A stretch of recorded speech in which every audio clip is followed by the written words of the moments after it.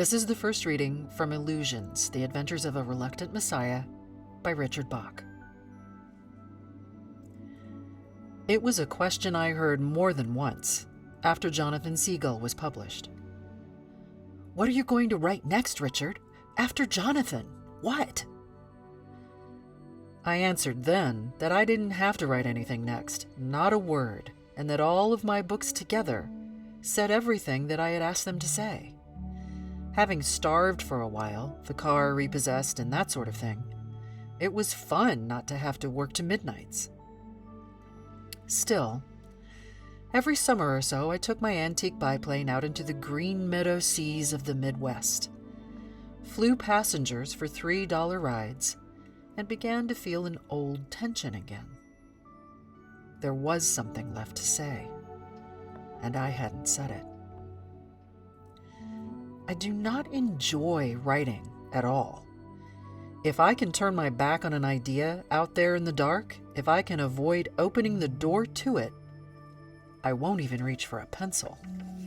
But once in a while, there's a great dynamite burst of flying glass and brick and splinters through the front wall, and somebody stalks over the rubble, seizes me by the throat, and gently says, "I will not let you go until you set me, in words, on paper."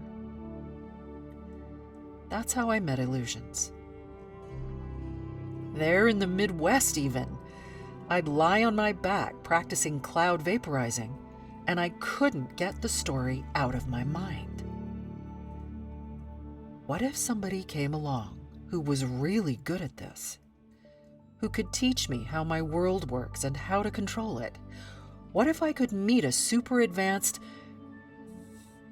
What if a Siddhartha or a Jesus came into our time with power over the illusions of the world because he knew the reality behind them? And what if I could meet him in person? If he were flying a biplane and landing in the same meadow as me? What would he say? What would he be like?